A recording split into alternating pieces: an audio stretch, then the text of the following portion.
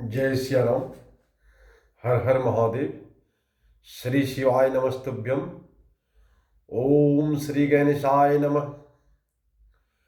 श्री रामचरितमानस बालकांड। आज का प्रसंग है, एक क्वेश्चन पूछूं आपसे, एक प्रश्न पूछूं कि बताइए क्या आपने सारा तीर्थ का दर्शन कर लिया है? लेकिन एक बंदा बोलता नहीं, एक जगह ऐसा जगह है और ऐसा दिन है जिस दिन अगर उस जगह आप पहुंच गए तो सारे तीर्थों से जो फल प्राप्ति होती है समदृश्य फल, समान फल प्राप्त होता है। तो वह कौन सा है? इसी प्रसंग में आज का प्रसंग है, बड़ा ही अच्छा है। तो देखिए, मैं शुरू करता हूं देर नहीं करते हुए। संवत्सर सेक तिसा करहु कथा हरिपद धरि सीसा। अब तुलसीदास जी जो है श्री हरि के चरणों पर सिर रखकर संवत 1631 में इस कथा का आरंभ करता हूं। कहते तुलसीदास जी, चैत्र मास की 9वीं तिथि मंगलवार को, जिस दिन रामनवमी होता है, श्री अयोध्या में यह चरित्र प्रकाशित हुआ। देखिए क्या संजोग है। आपको अब तो यकीन होता ही होगा कि बिना शिव जी का यह संभव नहीं है। जब तक उनका सानिध्य नहीं प्राप्त हो जाता तुलसीदास जी को यह संभव नहीं है। चैत्र मास की 9वीं तिथि मंगलवार को श्री अयोध्या जी में यह चरित्र प्रकाशित हुआ। जिस दिन श्री राम जी का जन्म होता है, वेद कहते हैं उस दिन सारे तीर्थ वहां अयोध्या में चले आते हैं। जिस दिन राम जी का जन्म होता है, जिस दिन राम जी का जन्म महोत्सव अयोध्या में मनाया जाता है, वेद कहते हैं कि सारे तीर्थ उस दिन अयोध्या में आ जाते हैं। जिस प्रकार माघ महीने में सारे तीर्थ प्रयागराज आ जाते हैं, उसी तरह जिस दिन राम महोत्सव, जिस दिन राम का जन्म तिथि होता है, कब होता है भाई? तो 9वीं भौम बार मधुमासा अवधपुरी या चरित्र प्रकाशा, जे दिन राम जन्म श्रुति गावही तीरथ सकल तहां चली आवही। वेद कहते हैं कि उस दिन सारे तीर्थ कहां चले जाते हैं? अयोध्या जी में आ जाते हैं। असुर नाग पक्षी मनुष्य मुनि देवता सब अयोध्या में आकर श्री रघुनाथ जी का सेवा करते हैं। बुद्धिमान लोग जन्म का महोत्सव मनाते हैं और श्री राम जी की सुंदर कीर्ति का गान करते हैं। सज्जनों के बहुत से समूह उस दिन श्री सरजू जी के पवित्र जल में स्नान करते हैं और हृदय में सुंदर श्याम शरीर रघुनाथ जी का ध्यान करके उनके नाम का जप करते हैं। वेद पुराण कहते हैं कि श्री सरजू जी का दर्शन, स्पर्श, स्नान, जलपान पापों का हरता है। यह नदी बड़ी ही पवित्र है। इसके महिमा अनंत है, जिसे विमल बुद्धि वाली सरस्वती जी भी नहीं कर सकती। यह शोभायमान अयोध्यापुरी श्री रामचंद्र जी के परम धाम की देने वाली है। सब लोगों में प्रसिद्ध है और अत्यंत पवित्र है। जगत में अंडज, स्वेदज, उद्दिज और जरायुध चारों खानी के अनंत जीव हैं। इनमें से जो कोई भी अयोध्या जी में शरीर छोड़ते हैं वे फिर संसार में नहीं आते, यानी जन्म मृत्यु के चक्कर से छूटकर भगवान के परम धाम में निवास करते हैं।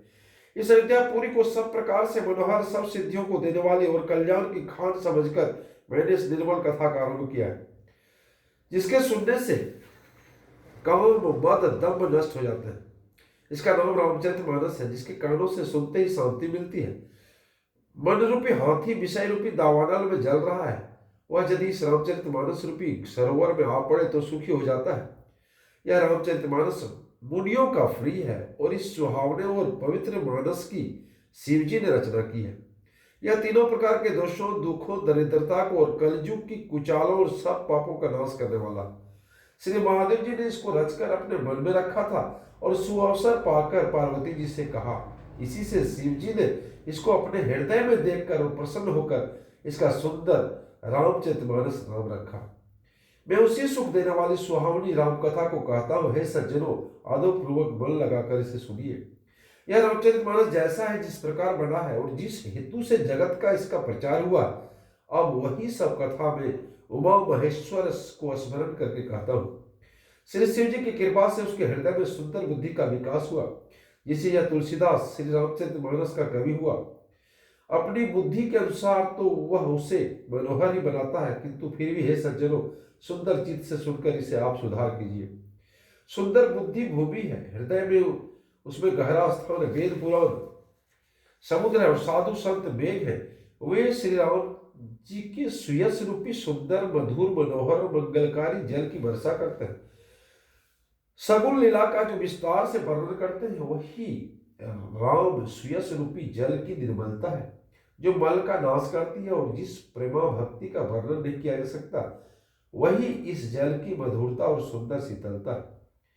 वह जल के सत्कर्म रूपी धान के लिए हितकर है, और श्री रामचंद्र जी के भक्तों का तो जीवन ही है। वह पवित्र जल बुद्धि रूपी पृथ्वी पर गिरा और सिमट कर सुहावने कांद रूपी मार्ग से चला, और मानस रूपी श्रेष्ठ स्थान भरकर वही स्थिर हो गया। वही पुराना होकर सुंदर रुचिकर शीतल और सुखदायी हो गया। इस कथा में बुद्धि के विचार से चार अत्यंत सुंदर और उत्तम संवाद भुसुंडी गरुड़, शिव पार्वती, याज्ञवल्क्य, भारद्वाज, तुलसीदास संत रचे हैं। वही इस पवित्र और सुंदर सरोवर के चार घाट हैं। सात कांडी इस मानस सरोवर की सुंदर सात चढ़ियां हैं, जिनको ज्ञान रूपी नेत्रों से देखते ही प्रसन्न हो जाता है। श्री रघुनाथ जी की निर्मल प्राकृतिक गुणों से अतीत और निर्बाध महिमा को वर्णन किया जाएगा। वही सुंदर जल की अथाह गहराई है। श्री रामचंद्र जी और सीता जी का यश अमृत के समान जल है। उसमें जो उपमाएं दी गई है वही तरंगों का मनोहर विलास है। सुंदर चौपाइयां ही इसमें घनी फैली हुई पुरैन कमलिनी और कविता की युक्तियां, सुंदर मणि मोती उत्पन्न करने वाली सुहावनी सीपियां, जो सुंदर छंद सोठे दोहे हैं, वही इसमें बहुरंगे कमलों के समूह सुशोभित है। अनुपम अर्थ, ऊंचे भाव, सुंदर भाषा ही पराग और मकरकंद पुष्पराज और सुगंध है। सत्कर्मों पुण्यों के पुंज भोरों की सुंदर पंक्तियां हैं। ज्ञान वैराग्य विचार हंस है। कविता की ध्वनि वक्रोक्ति गुण और जाति ही अनेकों प्रकार की मनोहर मछलियां हैं। अर्थ धर्म काम मोक्ष ये चारों ज्ञान विज्ञान का विचार के कहना, काव्य के नौरस, जप तप योग और वैराग्य के प्रसंग, ये सब इस सरोवर के सुंदर जलचर जीव है। सुकृति पुण्यात्मा जनों के साधुओं और श्री राम नाम के गुणों का गान ही पवित्र जल पक्षियों के समान है। संतों की सभा ही इस सरोवर के चारों ओर की अमराई है, और श्रद्धा बसंत ऋतु के समान कही गई है। नाना प्रकार से भक्ति का निरूपण, क्षमा दया दम इंद्रिय निग्रह, लताओं के मंडप, मन का निग्रह, यम अहिंसा सत्य अस्तेय ब्रह्मचर्य और परिग्रह नियम, सोच तपस्या ईश्वर प्राप्ति इसके मूल है। ज्ञान फल और श्री हरि चरणों में प्रेमी ज्ञान रूपी फल का रस, ऐसे वेदों ने कहा है। इस ओर में भी अनेक प्रसंगों की कथाएं हैं। वे भी इसमें तोते कोयल आदि रंग बिरंगे पक्षी है। कथा में जो रोमांच होता है वही वाटिका बागवान है। जो सुख होता है वही सुंदर पक्षियों का विहार है। निर्मल मन ही माली और प्रेम रूपी जल से सुंदर नेत्रों द्वारा उसको सींचता है। जो लोग इस चरित्र को सावधानी से गाते हैं वो इस तालाब के चतुर रखवारे हैं, और जो स्त्री पुरुष सदा आदरपूर्वक से सुनते हैं वही सुंदर मानस के उत्तम अधिकारी है। जो अति दुष्ट और विषयी हैं वे अभागे बगुले और कौवे हैं, जो इस सरोवर के समीप नहीं जाते, क्यों यहाँ घोंघे मेढक सेवार के समान विषयी रस की नाना कथाएं नहीं है।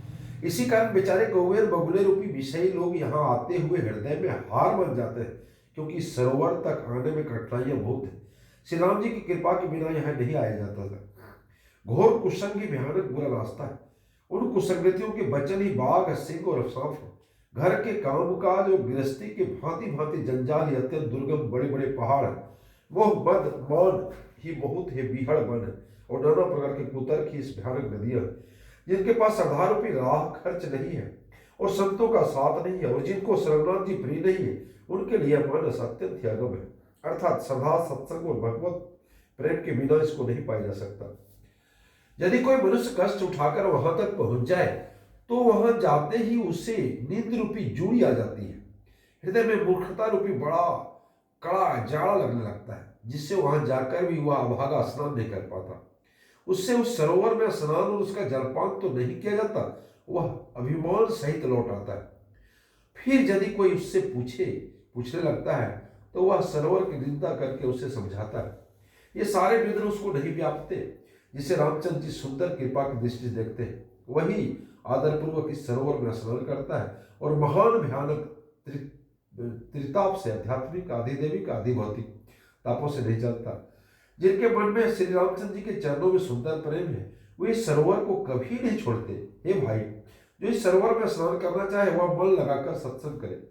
ऐसे मानस सरोवर को हृदय के नेत्रों से देखकर उसमें गोता लगाकर कवि की बुद्धि निर्मल हो गई। हृदय में आनंद और उत्साह भर गया और प्रेम तथा आनंद का प्रवाह उमड़ आया।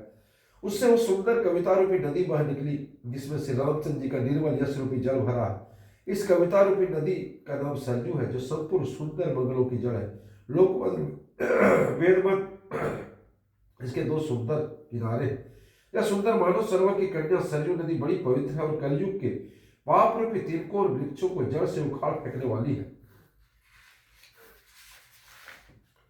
तीनों प्रकार के श्रोताओं समाज ही इस नदी के दोनों किनारों पर बसे हुए पूर्वी गांव और नगर है, और संतों की सभाएं सब सुंदर मंगलों के जड़ और अनुपम था। अयोध्या जी सुंदर कीर्ति रूपी सुहावनी सरजू जी राम भक्ति रूपी गंगा में जा मिली है। छोटे भाई लक्ष्मण सहित श्री रामचंद्र जी के युद्ध का पवित्र यश रूपी सुहावना महानंद सौन उसमें मिलता है। दोनों के बीच में भक्ति रूपी गंगा की धारा ज्ञान और वैराग्य सहित शोभित हो रही है। ऐसे तीनों तापों को डराने वाली यह तिमुहानी नदी राम स्वरूप समुद्र की ओर जा रही है। इस सरजू कीर्ति रूपी सरजू मूल मानस है और यह गंगा में मिली है, इसलिए यह सुनने में वाले सज्जनों के मन को पवित्र कर देगी। इसके बीच बीच में जो भिन्न भिन्न प्रकार की विचित्र कथाएं वे मानो नदी के तट के आसपास के वन और बाग हैं। श्री पार्वती जी शिव जी के विवाह के बाराती इस नदी में बहुत प्रकार के असंख्य जलचर जीव हैं। श्री रघुनाथ जी के जन्म की आनंद बधाइयां इस नदी के भंवर और तरंगों की मनोहारता है। चारों भाइयों जो बाल चरित्र में इसमें लिखे हुए खिले हुए रंग बिरंगे बहुत से कमल है। महाराज श्री दशरथ जी और उनकी रानियां तथा कुटुंबियों के सत्कर्म ही भ्रमर और पक्षी जल है। जय जय सिया राम।